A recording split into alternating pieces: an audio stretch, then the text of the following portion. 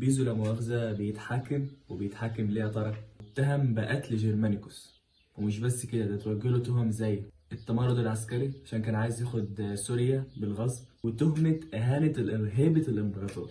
وقبل الحكم النهائي بيلاقي بيزو ميت في زنزانته زي بستين دلوقتي. ومش بس كده، مش هو مات خلاص، لا ده بعد ما يموت ياخدوا فلوسه وينفوا مراته بلانكينا برا روما، ويغيروا أسامي ولاده لأسامي تانية.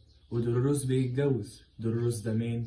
ابن تيربس الوحيد، وبيتجوز ليفيا ديلا. وأجربينا مرات أرملة جيرمانيكوس دلوقتي لسه بتقود حزب المعارضة في روما، ومع السيناتورز معاها، وكانوا عايزين النظام الجمهوري يرجع تاني لروما. اللي مش عايز كده سيجانوس، قائد الحرس البريتوري، اللي ليه بعدين هيبقى فيه دوره هيكبر بعدين. بس السرين مش عارف ما فيهاش بركة كده، فأنا هنزل عليكم كمية ترشيحات. أول ترشيح كوكب كراكيب، أول مسلسل 3D في مصر في 2007، من بطولة أشرف عبد الباقي وأحمد رزق، من تأليف أحمد أمين. ده من أول الحاجات اللي ألفها أحمد أمين.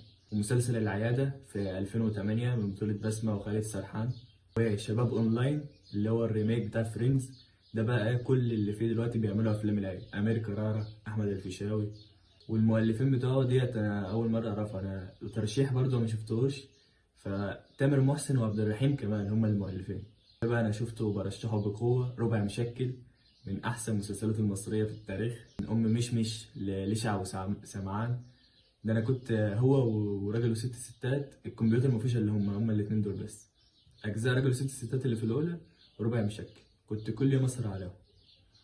وبس، مفيش حاجة تانية عايز أقولها، وسلام.